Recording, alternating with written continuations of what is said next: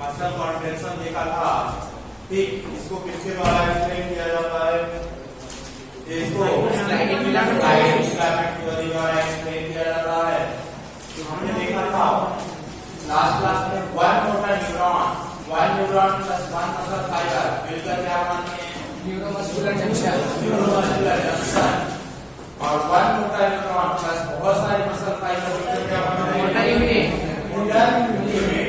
ये मान लेते हैं क्या है, हमारा न्यूरॉन का टर्मिनल है, ठीक। ये हमारी क्या हो जाएगी? सार्कोलेमा या मसल फाइबर हो जाएंगे, ठीक। सार्कोलेमा या मसल फाइबर हो गए,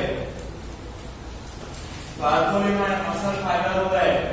मैंने बताया था हमें मसल को कांटेक्ट करना है तो सबसे पहले इंपल्स कहां से आएंगे?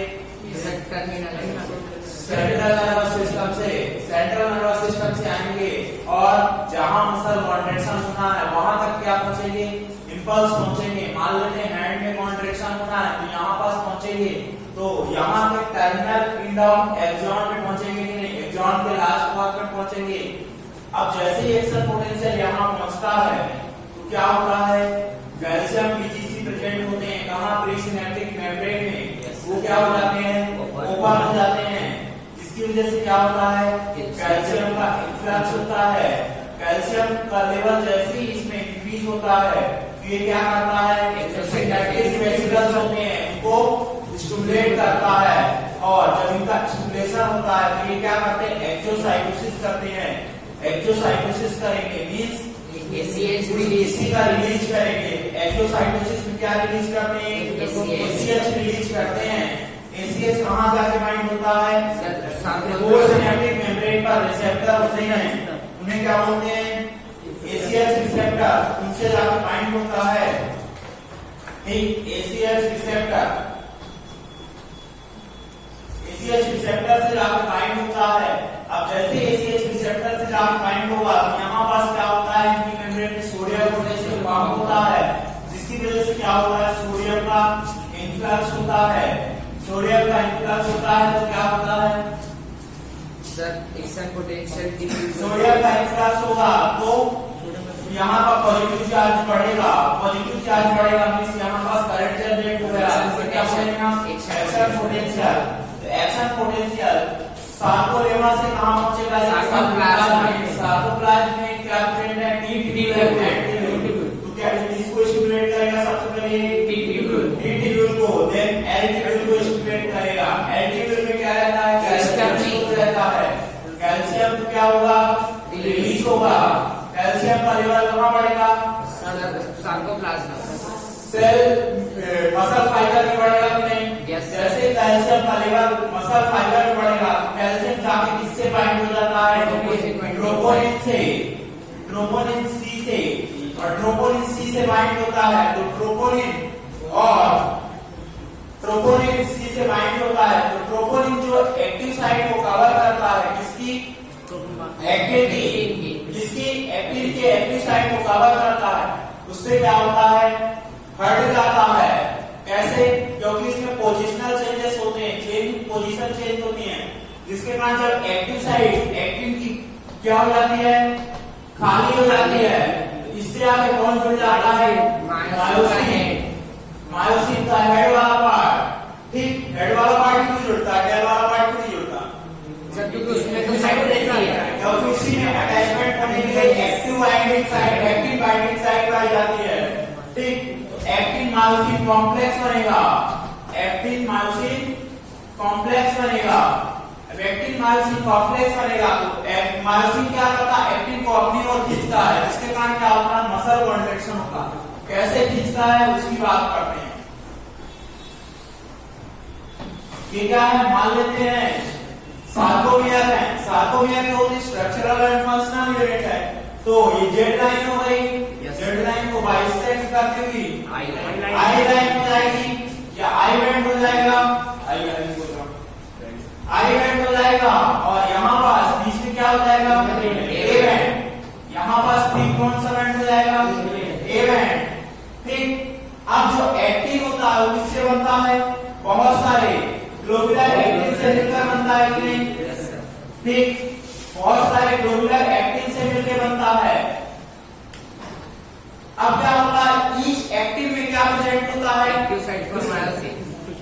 साइड होता है, जैसे ही ट्रोपोनिन कैल्शियम से बाइंड हो गया था, ये क्या हो गया था? खाली कर दिया था इसको। Yes. फिर खाली किया था कि नहीं? जब खाली किया था तो ये साइड ओपन हो गई कि नहीं? Yes sir. अब इसके पास क्या है? इसके पास हेड वाले पार्ट का क्या है? एक्टिन के जुड़ने के लिए साइड है कि नहीं? ये किससे जाके अटैच होगा? इसके एक्टिव साइड से अटैच होगा। सबसे पहले क्या होगा? ये मुड़ेगा और इससे जाके अटैच होगा कि नहीं? अटैच होगा और थोड़ी सी अपनी ओर खींचेगा। फिर अब इसके सामने कौन आ जाएगा? हेड के सामने दूसरा वाला एक्टिन आ जाएगा कि नहीं? Yes sir. जब थोड़ा सा आगे आएगा तो नेक्स्ट एक्टिन आ जाएगा कि नहीं? थोड़ा सा और आ गया तो नेक्स्ट एक्टिन आ जाएगा कि नहीं? ठीक, नेक्स्ट एक्टिन आ जाएगा और क्या करेगा? ये खींचता जाएगा, अपनी ओर खींचता जाएगा तो मसल कॉन्ट्रैक्शन होगा कि नहीं? इधर से भी खींचेगा, इधर से भी खींचेगा, यदि तो इधर से भी खींचेगा तो इधर से भी पास आएगा कि नहीं? दोनों आइलैंड पास में आएंगे कि नहीं? जब दोनों आइलैंड पास में आएंगे तो यहाँ पास दोनों आइलैंड एक दूसरे के पास आ जाएंगे तो एच जोन क्या हो जाएगा? डिसअपीयर हो जाएगा कि नहीं? सार्कोमियर की लेंथ, ये वाली लेंथ, ये भी कम हो जाएगी कि नहीं? क्या होगा? कि दोनों आइलैंड पास में आ गए तो जेड लाइन भी पास में आ जाएगी कि नहीं? लेकिन यहाँ पास तुम देख रहे हो ए वेट पर कोई चेंज हुआ है क्या? नहीं हुआ ना। आई वेट पास में आ जाएगी तो आई वेट की लेंथ कम हो जाएगी कि नहीं? समझ में आएगी कि नहीं? जब ये लेंथ कम हो जाएगी, कॉन्ट्रैक्शन हुआ कि संकुचन में ये हुआ, लेंथ की कम होती कि नहीं? Yes sir. समझ में आया कि नहीं? पीछे वालों आया कि नहीं? नहीं आया? देखो फिर से, ये क्या है हमारा? मायोसिन। मायोसिन का क्या था? ऐसा डायग्राम बनाया था कि मैंने, ऐसा डायग्राम बनाया था। मायोसिन का क्या था? एक्टिव साइट थी किसके लिए? एक्टिन के लिए। और एक्टिन क्या फिलामेंट का एक स्ट्रक्चर है कि ये किससे मिलकर बना था? बहुत सारे ग्लोबुलर एक्टिन से मिलकर बना था कि नहीं? ग्लोबुलर एक्टिन में क्या है? एक्टिव साइट है किसके लिए? मायोसिन के लिए। तो यहाँ जब एक्टिव साइट पहले क्या रहती? कवर रहती है किसी दूसरे के द्वारा, जो कि ट्रोपोनिन कवर करता है। जैसे ही कैल्शियम से आके बाइंड हो जाता है, एक्टिव साइट क्या हो जाती है? ओपन हो जाती है एक्टिन की, खाली हो गई। तो अब जब खाली मान लेते हैं फर्स्ट से डेस्क पे ये बैठा है तो कोई दूसरा आगे बैठ सकता है क्या? नहीं बैठ सकता ना। उसी तरह एक्टिन पर कोई दूसरा आगे बैठा है तो वहां पास मायोसिन जाके जुड़ सकता है क्या? नहीं जुड़ सकता। जब ये बेंच खाली करेगा तभी तो मायोसिन आके जुड़ेगा, इस दूसरा आगे बैठेगा कि नहीं यहाँ पास? समझ में आया? जब खाली क्या होगा? जब कैल्शियम रिलीज होगा। कैल्शियम का रिलीज होगा जब आगे वाले सेंट्रल नर्वस सिस्टम से। ठीक, यस सर। तो यहाँ से आगे बाइंड हुआ तो ये मान लेते हैं क्या है? एक्टिन है। ठीक, और ये क्या हुआ है मेरा? मायोसिन। तो मायोसिन का हेड सबसे पहले क्या होगा? मुड़ेगा, मुड़ेगा। और इसमें क्या है? ऐसे राउंड स्ट्रक्चर है तो क्या है? क्या है? एक्टिन है कि नहीं? Globular actin. तो ग्लोबुलर एक्टिन की एक्टिव साइट है कि नहीं? जिससे मायोसिन हेड जुड़ा और क्या किया? अपनी ओर खींचा, खींचा तो इसके सामने दूसरा आ जाएगा नहीं? फिर थोड़ी देर बाद दूसरा आ जाएगा नहीं? ये तो आगे चला नहीं जाएगा, ये तो अपनी पोजीशन पे खींच करके खड़ा हो जाएगा। मतलब अधिक से अधिक पोजीशन होगी, यहाँ हो सकता है, यहाँ फिर नेक्स्ट वाले से आगे जुड़ेगा तो इसके सामने नेक्स्ट एक्टिन आ गया नहीं? Yes sir. नेक्स्ट एक्टिन है तो नेक्स्ट एक्टिन से जुड़ेगा। Yes sir. फिर नेक्स्ट एक्टिन से नेक्स्ट एक्टिन को जुड़ेगा, ऐसे खींचता जाएगा नहीं? दोनों तरफ से जब ऐसे खींचेगा तो आइलैंड पास में आएंगे कि नहीं? आइलैंड पास में आ जाएंगे। जब आइलैंड ऐसे हो जाएंगे, एच जोन की लेंथ, एच जोन जो है वो दिखेगा क्या?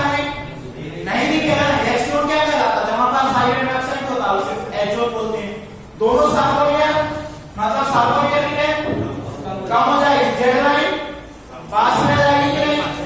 ये क्या हो जाएगा? मसल कॉन्ट्रैक्शन हो जाएगा। क्या होगी? लेंथ कम हो गई है। फिर किसी को क्या बोलेगा? Muscle contraction. ठीक हो, इसमें क्या क्या पॉइंट पूछे जाते हैं मसल कॉन्ट्रैक्शन में? After muscle contraction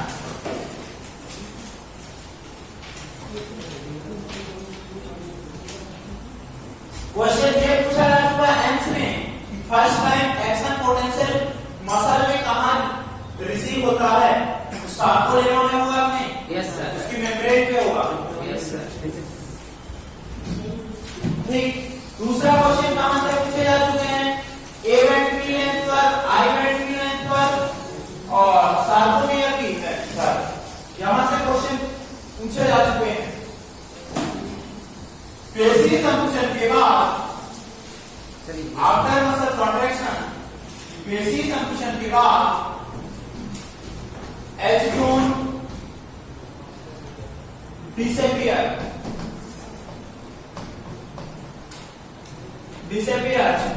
H zone विलुप्त हो जाता है। एच जोन विलुप्त हो जाता है। पेशी संकुचन के बाद एच जोन विलुप्त हो जाता है। Length of I band, length of I band decrease.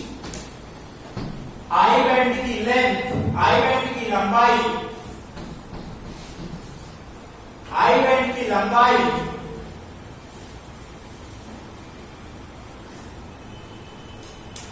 कम हो जाती है। Length of sarcomere decrease. Sarcomere की लंबाई कम हो जाती है। आई बैंड और सार्कोमियर की लंबाई कम हो जाती है। Next third, fourth, length of A band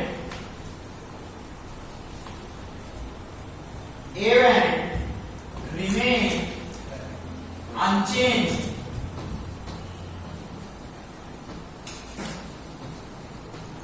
A band की लंबाई अपरिवर्तित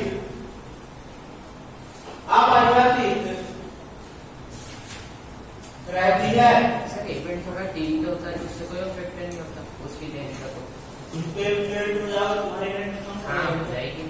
ऐसे कम हो जाएगी। ये मैं खड़ा हूँ, टिल्ट हो जैसे कम हो गई ना। टिल्ट की लंबाई की आप मेजर करेंगे क्या? लंबाई सीधी में मेजर करते हैं क्या?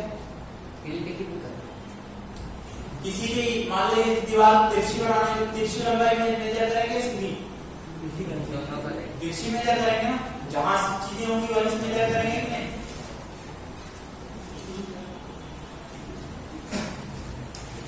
मान लेते हैं तुम जमीन खरीदने गए, तुम्हारी जमीन जो है तिरछी है, तिरछी लंबाई मेजर करोगे या सीधी वाली? तिरछी मेजर करोगे कि नहीं? या तुम बेचने गए जमीन, नहीं मैं सीधी सीधी दूंगा। ठीक, नेक्स्ट। तो आई बैंड की लंबाई सर, आई बैंड की लंबाई कैसे कम होती है? आई बैंड की लंबाई तो बढ़ेगी ना, पास आ जाएगी बस से। कॉन्ट्रैक्शन उड़ाना बेटा, पास पास आ रहे हैं इसलिए पढ़ कितने पॉइंट याद रखो बस।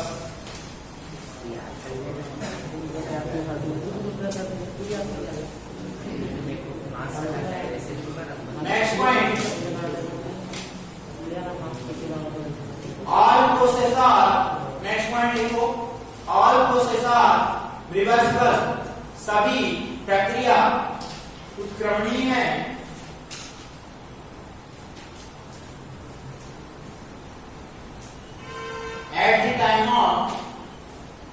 At the time of relaxation,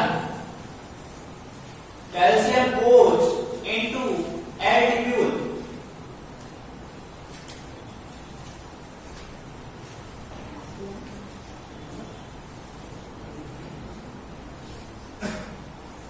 Calcium goes into adipole.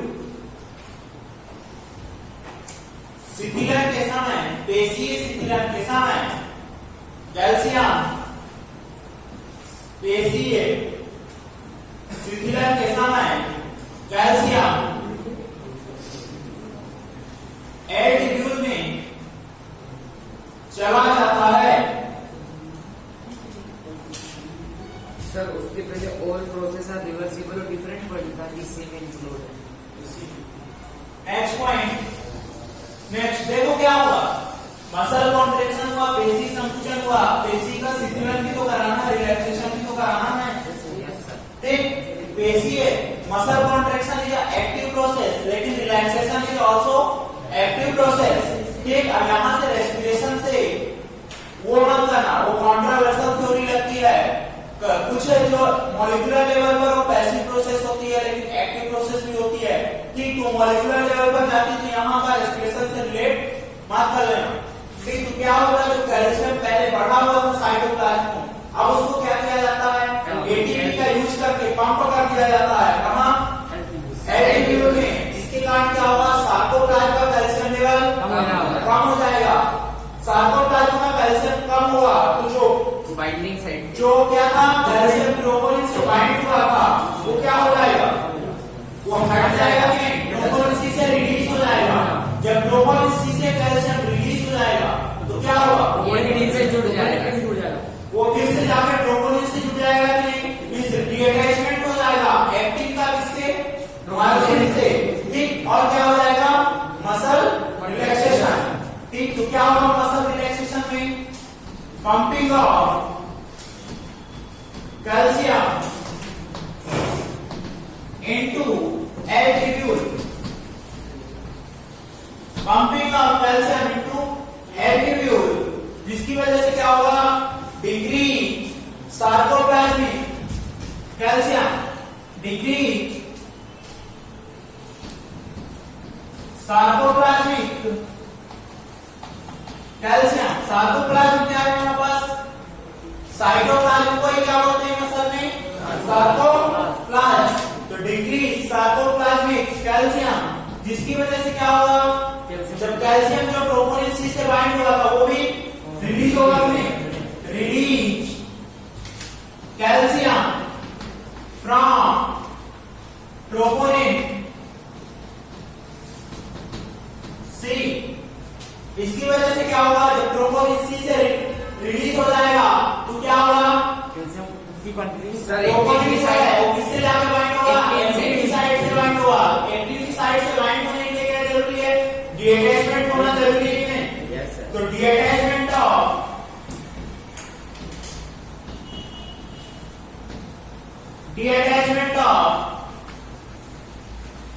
Myosin head from actin. और जब डीअटैचमेंट हो जाएगा तो क्या हो जाएगा, अब मसल में कॉन्ट्रैक्शन हो पाएगा क्या, नहीं होगा। तो क्या हो जाएंगी, मसल रिलैक्स हो जाएंगी, मसल रिलैक्सेशन, मसल रिलैक्सेशन।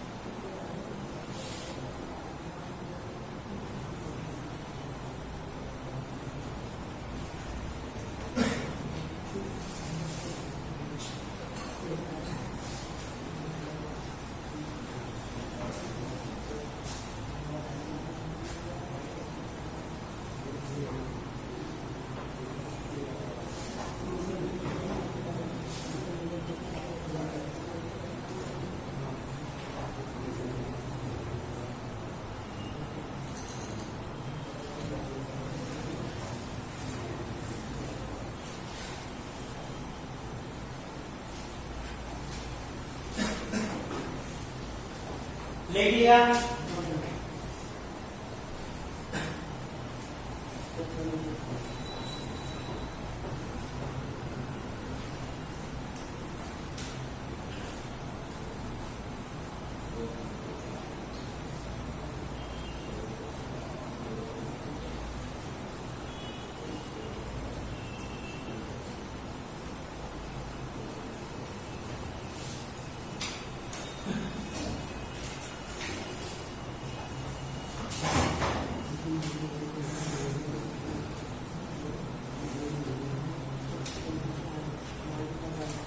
हो गया सर, नीचे वाला लिख लिया। अब रोल ऑफ एटीपी का मसल कॉन्ट्रैक्शन में और मसल रिलैक्सेशन में एटीपी का क्या रोल है, तो ये दोनों में हेल्प करती हैं, ठीक। जब मसल कॉन्ट्रैक्शन होता है तब क्या किसमें हेल्प करती है एक्टिन मायोसिन कॉम्प्लेक्स फॉर्मेशन करने में। अब जब रिलैक्सेशन होता है तो डिटैचमेंट करने में, पंप कर डिटैचमेंट करने में और पंप करेगी तभी तो डिटैचमेंट को करते हैं। इस डिटैचमेंट करने में हेल्प करती हैं। तो देखो role of ATP, role of ATP, role of ATP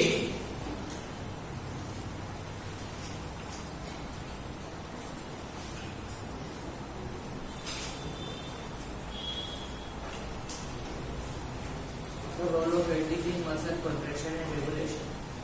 role of ATP पहला पॉइंट लिखो, एटीपी की भूमिका।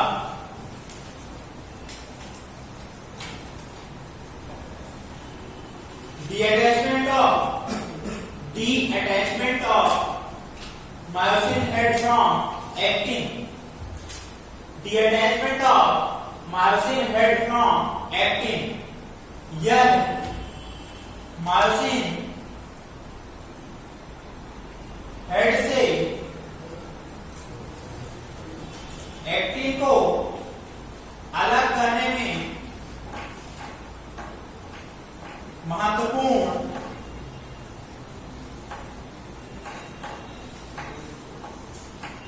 भूमिका निभाता है। दूसरी रेगुलेशन क्या होगी? सबसे पहले क्या होगा? दूसरा डिपोलराइजेशन होगा कि मसल फाइबर में, मसल फाइबर में पेशी तंत्र में डिपोलराइजेशन होगा कि नहीं? एक्शन पोटेंशियल, सिंपल सा डिपोलराइजेशन का मतलब क्या है? विध्रुवण, एक्शन पोटेंशियल, वहां पास पॉजिटिव चार्ज आएगा जिसके कारण क्या होगा? कैल्शियम का लेवल बढ़ेगा कि नहीं? कैल्शियम का लेवल इंक्रीज होगा। तो मायोसिन हेड में क्या होता है? एटीफेज होता है कि नहीं? वो एटीफेज एंजाइम क्या होगा? एक्टिव होगा। ठीक, तो कौन सा एंजाइम आएगा? Myosin ATPase, myosin ATPase. Myosin ATPase क्या करेगा? एटीपी का जनरेशन करेगा और एटीपी क्या करेगा? एक्टिन को मायोसिन में अटैच होने में हेल्प करेगा कि नहीं? एक्टिन को मायोसिन अटैच होने में जो बनता है स्ट्रक्चर उसे क्या बोलते हैं? क्रॉस ब्रिज या एक्टिन मायोसिन कॉम्प्लेक्स।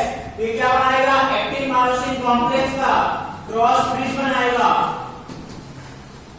जिसे क्या बोल देंगे हम? Actin myosin complex. प्रोसेस लिखने से actin myosin complex, actin myosin complex बन जाए तो क्या हुआ? कॉन्ट्रैक्शन हो जाएगा कि नहीं? ये देखो दूसरा पॉइंट। सर ऐसा फ्लो चार्ट बना लो। हाँ, फ्लो चार्ट बना लो।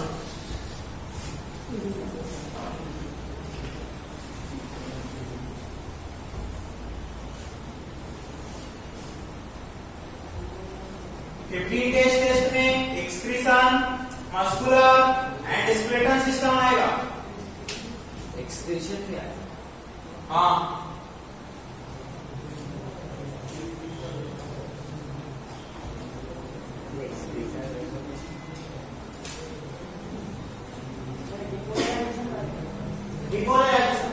विध्रुवण सार्कोप्लास्ट या sarcomere depolarisation of muscle fibre.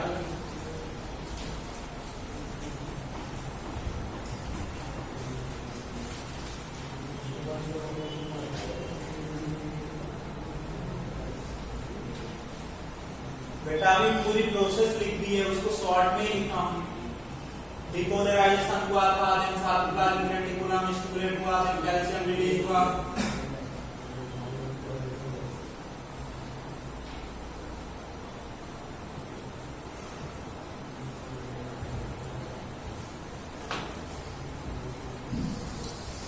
Next study लिखो, डिफरेंस बिटवीन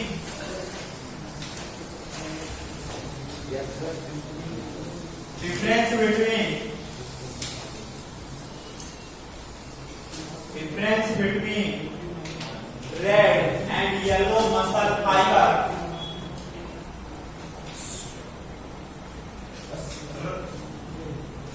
P, हाँ yellow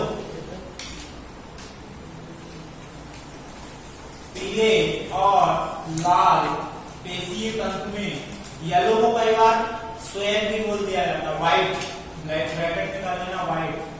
ये तो लाल बिल्कुल पेशीय तंतु में अंतर, रेड मसल फाइबर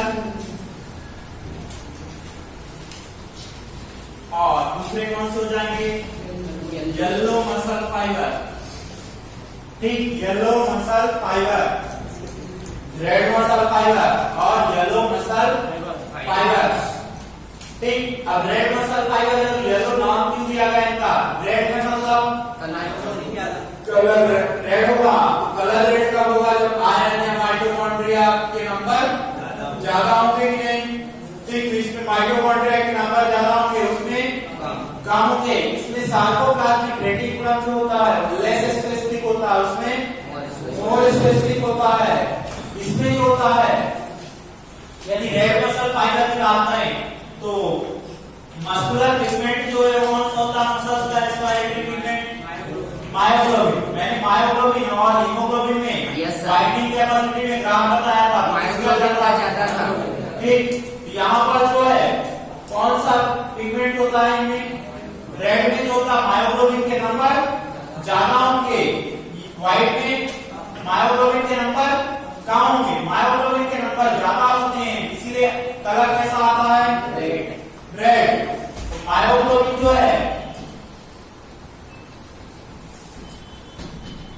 ये ज्यादा नंबर में है और इसमें लेस नंबर में है। ठीक, लेस और इसमें मोर। इसी वजह से क्या है? तो रेड इन कलर, रंग में लाल। ठीक, मायोग्लोबिन में पिगमेंट है। हाँ। नेक्स्ट, इसमें माइटोकॉन्ड्रिया ज्यादा,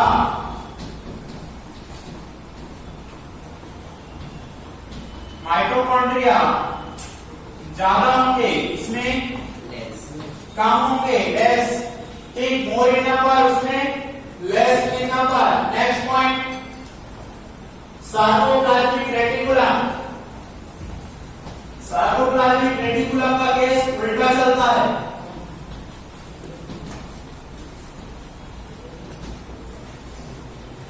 इसमें जो होता है less specific and less in number में होते हैं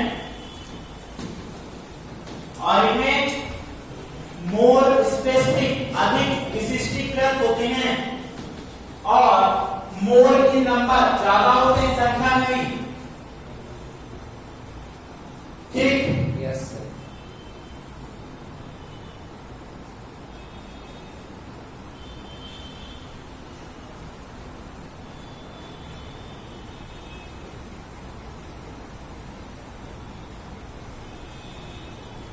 देख लिया। नेक्स्ट पॉइंट, रक्तवाहिनियां, ब्लड वेसल किसमें ज्यादा होंगी? Red muscle. ब्लड वेसल जो होती हैं रेड वाले में ज्यादा होंगी और इसमें कम होंगी। ठीक, रक्तवाहिनियां किसमें ज्यादा होंगी? रेड मसल फाइबर में और येलो में कम होंगी। ठीक, नेक्स्ट पॉइंट,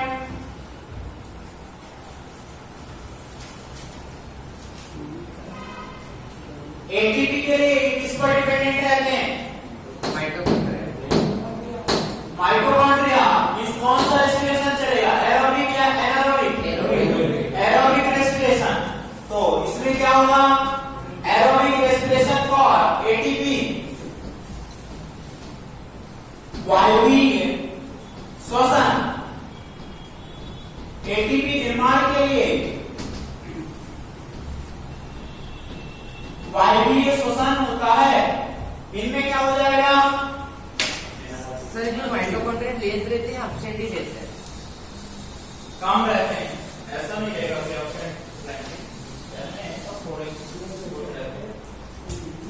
इसमें जो है एटीपी के लिए मेनली किस पर डिपेंडेंट है? येलो वाले एनारोबिक। एनारोबिक रेस्पिरेशन पर।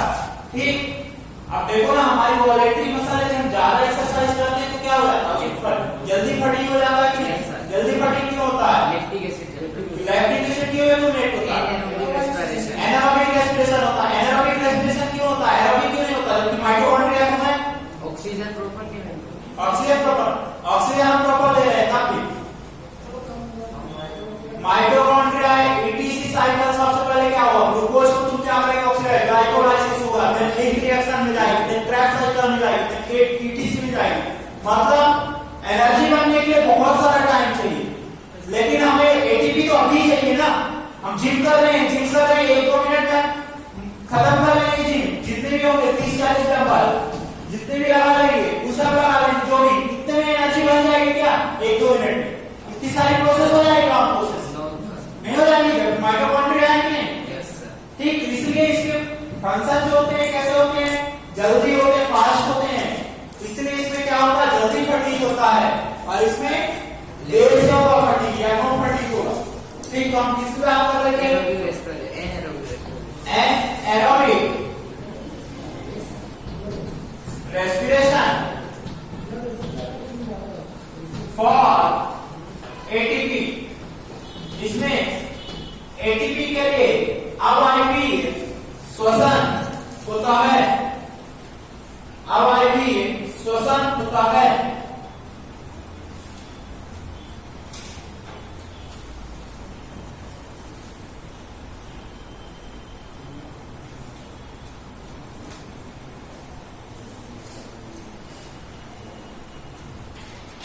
नेक्स्ट पॉइंट, इसमें जो काम होगा वो हम ज्यादा देर तक कर पाएंगे, कम देर तक, तो जल्दी काम होगा या धीरे धीरे, ठीक, तो स्लो सस्टेन,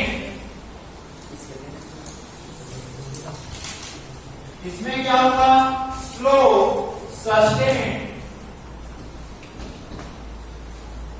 सस्टेन मतलब लगातार,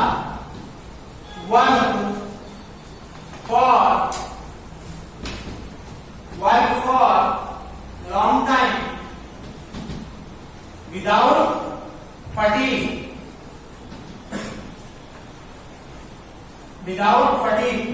फटीग क्यों नहीं आ रहा है यहाँ पास, क्योंकि लैक्टिक एसिड एक्यूमुलेट नहीं हो रहा, धीरे धीरे काम हो रहे हैं, तो धीरे धीरे एटीपी का भी जनरेशन होता जा रहा है। लेकिन उसमें कैसा होगा, उसमें कैसे होंगे, फास्ट होंगे, स्ट्रेनस एक्सरसाइज, स्ट्रेनस मतलब हैवी एक्सरसाइज होगा, और लॉन्ग ड्यूरेशन के लिए, शॉर्ट ड्यूरेशन के लिए शॉर्ट, और जल्दी उसमें फटीग हो जाए। ये कैसी मसल फाइबर काम करेंगे, perform fast strenuous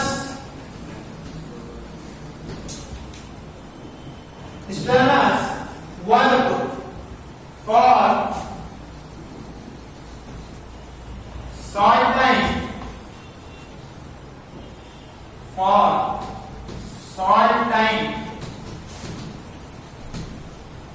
perform fast strenuous work for short time and get fatigue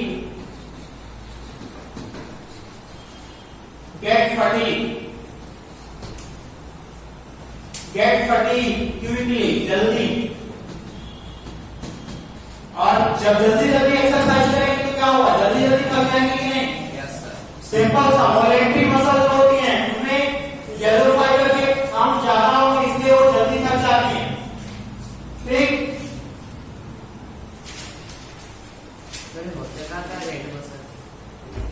red muscle fibre generally involuntary muscle नहीं है। नेक्स्ट,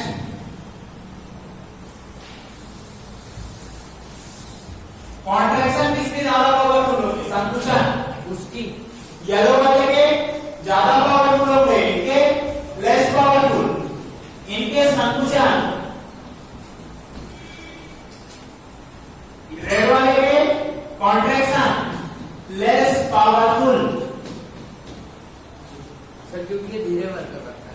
हाँ, इनके मोर पावरफुल,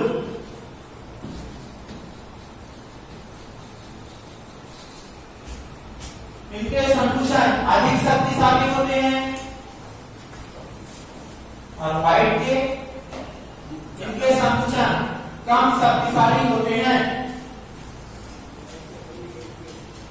क्या हुआ?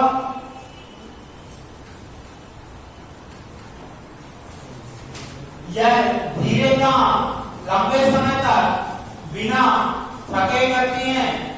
येलो वाले ये तेज हैवी काम थोड़े समय के लिए करती हैं और जल्दी थक जाती हैं।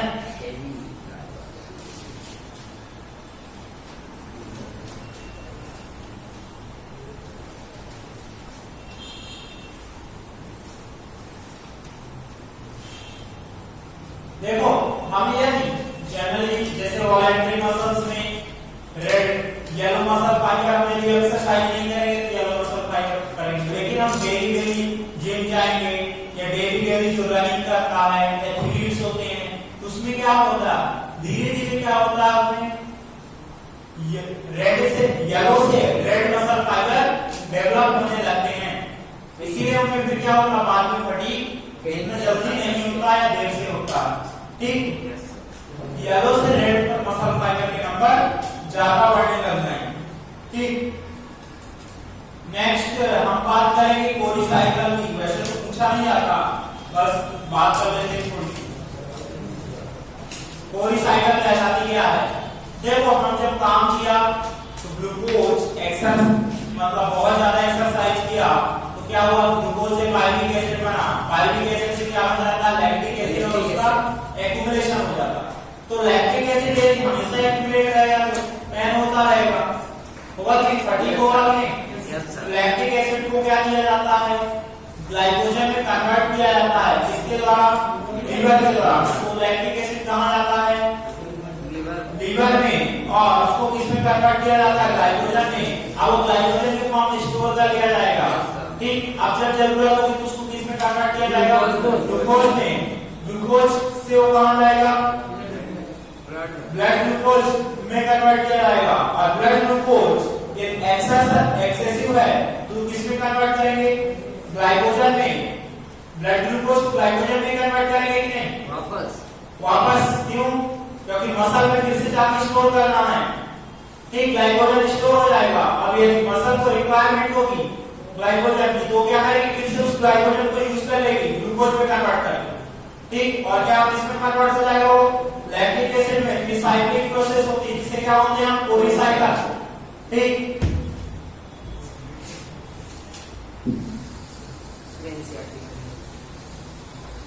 एनसीईआरटी में नहीं दी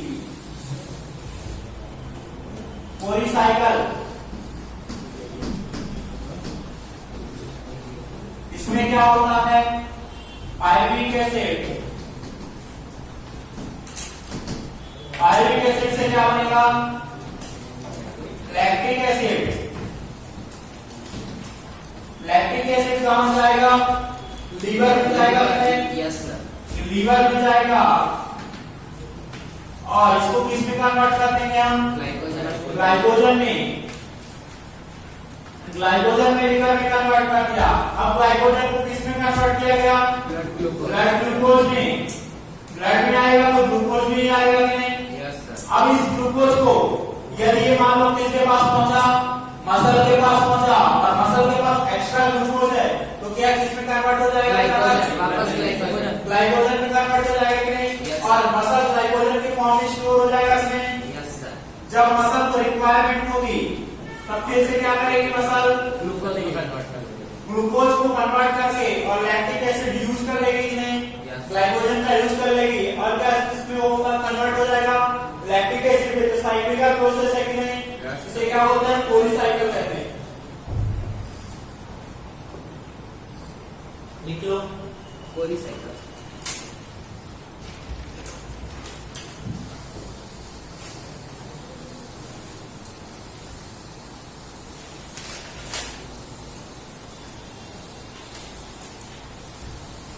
सर इस चैप्टर के मॉड्यूल सोल्व करके डाउट करेंगे। डीपीएस का है सभी लोग नेक्स्ट क्लास में डीपीएस ले आना है जितनी बची हुई। एक ही तो दिया दूसरे टॉपिक की बची लाइव लोग बोला लाइन तुम live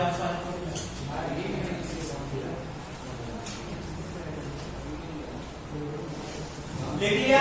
yes sir. Next heading डालो, डिसऑर्डर ऑफ मस्कुलर सिस्टम, पेशीय तंत्र के सर एक मिनट विकार, डिसऑर्डर ऑफ सर एक भाई साइक्लिकल प्रोसेस है, बस इतनी बना लो। पायरुविक एसिड कहां से आया? पायरुविक एसिड बेटा कहां से आया?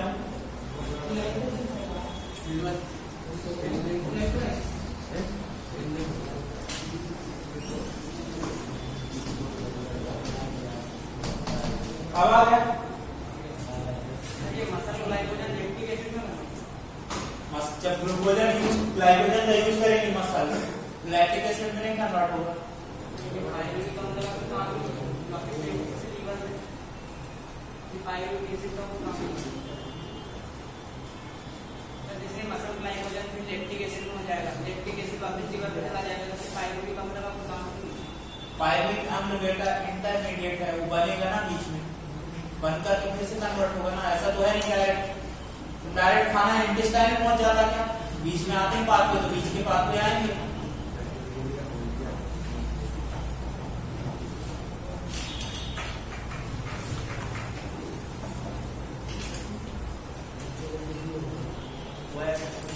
देख लिया disorder of skeleton system.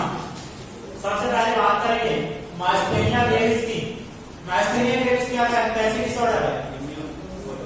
Auto immune disorder है, स्वप्रतिरक्षा रोग है। इसमें क्या होता है? Auto immune disorder myasthenia gravis की। हाँ, formation of antibody against neuromuscular junction. जो हमने न्यूरोमस्कुलर संधि देखी थी मसल और पेशी तंतु के बीच में, पेशी तंतु और न्यूरॉन के बीच में जो हमने संधियां देखी थी न्यूरोमस्कुलर जंक्शन, उसके में जो रिसेप्टर होते हैं उनके अगेंस्ट क्या बन जाती है? एंटीबॉडी बन जाती है। जब एंटीबॉडी बन जाएगी तो क्या हुआ? रिसेप्टर को डिस्ट्रॉय कर दिया जाएगा कि नहीं? जब रिसेप्टर को डिस्ट्रॉय कर दिया जाएगा, इंपल्स का प्रॉपर ट्रांसमिशन हुआ क्या? नहीं होगा। नहीं होगा तो मसल क्या हो जाएगी? वीक हो जाएंगी, पैरालिसिस हो जाएगा और जल्दी थकेंगी जब प्रॉपर इंपल्स नहीं मिलेगा। अक्सर बोल रहे हो मसल कमजोर क्यों हो जाए? जब हम किसी मसल की एक्सरसाइज नहीं करते हैं, उसमें नर्व सप्लाई नहीं होगी तो मसल कैसी हो जाती? कमजोर हो जाती कि नहीं? सर पैरालिसिस मस्कुलर डिसऑर्डर ही लिखो myasthenia gravis. Myasthenia gravis, myasthenia gravis कैसा रोग है? Auto immune disorder, auto immune disorder, स्वप्रतिरक्षा रोग। ठीक, ये हमारा क्या है? न्यूरॉन है। ये हमारा क्या है? न्यूरोमस्कुलर जंक्शन तक नहीं, इंपल्स यहां से यहां तक अगर ट्रांसमिट हो रहे थे कि नहीं? अब यहाँ पास क्या है? रिसेप्टर होते हैं कि नहीं? ऑटो इम्यून डिसऑर्डर है, मतलब हम खुद की बॉडी को पहचान नहीं पा रहे। हमारा जो प्रतिरक्षा तंत्र है वो इम्यून सिस्टम खुद की बॉडी को पहचान नहीं पा रहा। इस रिसेप्टर के अगेंस्ट क्या बनाता हो? एंटीबॉडी। इसको क्या करेंगे? डिस्ट्रॉय कर देंगे कि नहीं? अब यहाँ से इंपल्स आया, एसीएच रिलीज हुआ, जब रिसेप्टर इनेगेटिव किसी से जाकर बाइंड होगा क्या? नहीं बाइंड होगा। जब नहीं बाइंड होगा तो इंपल्स का ट्रांसमिशन होगा क्या? आवेग का ट्रांसमिशन होगा क्या? नहीं होगा ना? अभी देखकर क्या है? नहीं होगा तो मसल कॉन्ट्रैक्शन होगा क्या? पेशी संकुचन भी नहीं होगा। जब पेशी संकुचन नहीं होगा तो मसल कैसी हो जाएंगे? लूज हो जाएंगे कि नहीं? लूज हो जाएंगे तो उसको क्या होते हैं? पैरालिसिस। जब नर्व सप्लाई नहीं होती है तो क्या हो जाता है? उसमें पैरालिसिस। एक फ्लैसिड टाइप की पैरालिसिस है। ठीक, एक होती है रिजिड पैरालिसिस। रिजिड पैरालिसिस में एकदम मसल कड़ी हो जाती है, उसमें ओवर एक्साइटेशन हो जाता है। ठीक, हाँ। अब जब प्रॉपर नर्व सप्लाई नहीं होगी तो मसल क्या होगा? जल्दी थक जाएंगे। क्या होगी? जल्दी थक जाएंगे, वीक हो जाएंगे, पैरालिसिस हो जाएगा। नेक्स्ट पॉइंट लिखो, formation of antibody formation of antibody against neuromuscular junction. Neuromuscular junction में भी यदि स्पेसिफिक पूछे तो रिसेप्टर के खिलाफ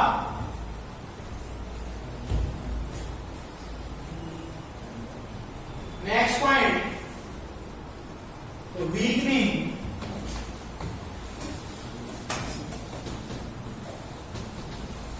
and paralysis of weakening and paralysis of muscle. Weakening and paralysis of muscle, पेशियों का पैरालिसिस हो जाता है, कमजोर और पैरालिसिस हो जाती हैं। नेक्स्ट डिफेक्ट इन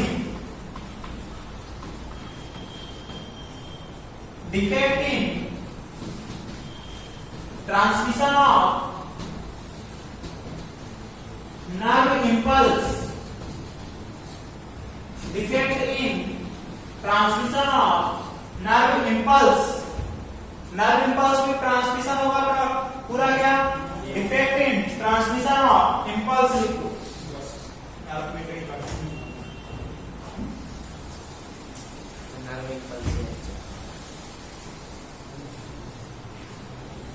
लिख लिया? Yes sir.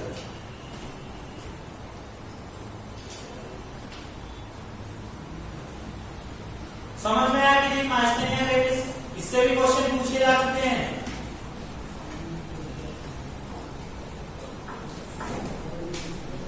Next muscular dystrophy.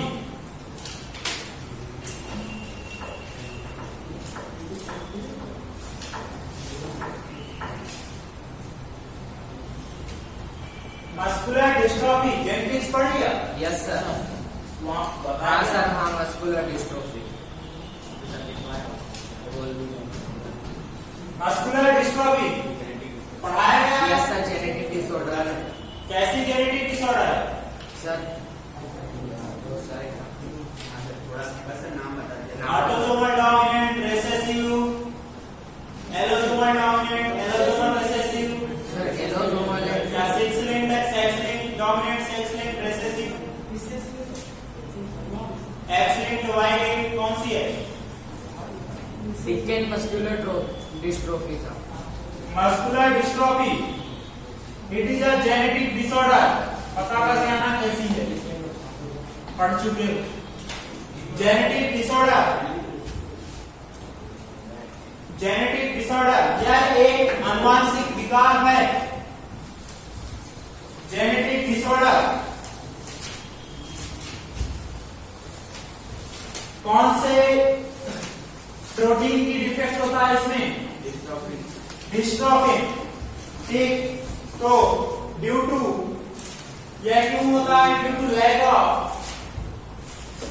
To lack of dystrophin protein. यह डिस्ट्रोफिन प्रोटीन की कमी के कारण होता है। डिस्ट्रोफिन प्रोटीन की कमी के कारण होता है। X linked disease. ठीक, नेक्स्ट पॉइंट प्रोग्रेशन। ऐसा लिखो, progressive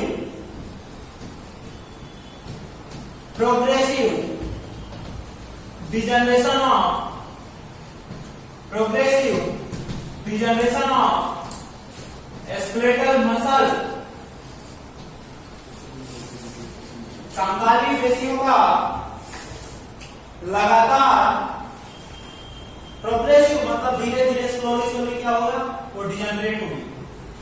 progressive degeneration of skeletal muscle, Kankali पेशियों का लगातार क्षरण या नष्ट होती हैं।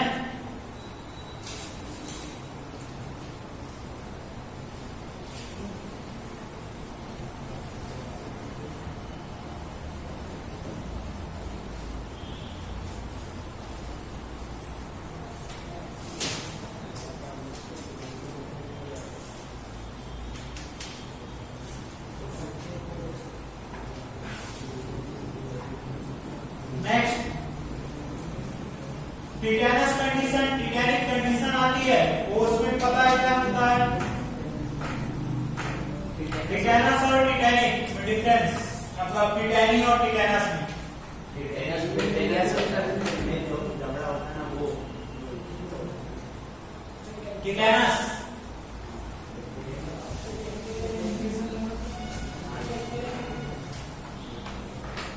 टिटेनस तो बैक्टीरिया से होता है। टिटेनस जो है बैक्टीरिया से होता है और टिटेनी कैल्शियम की वजह से।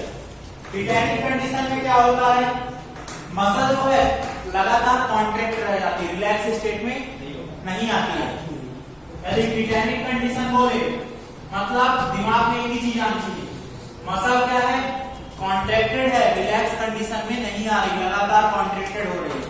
ठीक, अब एक हो सकता है इसमें क्या, टिटेनिक, और दूसरा टिटेनस। दोनों में डिफरेंस क्या है, टिटेनी जो है डेफिशिएंसी से होता है, किसके, कैल्शियम की। कैल्शियम की डेफिशिएंसी कब होगी, जब पैराथायराइड हार्मोन की क्या हो, डेफिशिएंसी है एक्सेसिव में हो, ज्यादा हो, कम हो। पैराथायराइड हार्मोन का काम क्या है बता चुका हूं मैं, कैल्शियम के लेवल को बढ़ाता, ब्लड कैल्शियम लेवल को इंक्रीज करेगा। ब्लड कैल्शियम लेवल का डिक्रीज होगा जब पैराथायराइड हार्मोन भी कम हो। लेकिन टिटेनस जो है एक ऐसी डिसऑर्डर है, बैक्टीरिया, पढ़ा हुआ है ये चीज। यस सर, बैक्टीरिया से होती है। ठीक, बैक्टीरिया डिसऑर्डर है, बैक्टीरिया है। कौन से बैक्टीरिया की वजह से होती है, बैक्टीरिया का नाम क्लॉस्ट्रिडियम टिटेनस, इस बैक्टीरिया की वजह से होती है। क्लॉस्ट्रिडियम टिटेनस की वजह से होती है, इसमें जो होती है जॉ की मसल में जो अफेक्टेड होती है। ठीक, तो लिख लो, वैसे पढ़ लिया होगा। ठीक, इसी के साथ ये चैप्टर खत्म भी हो जाता है।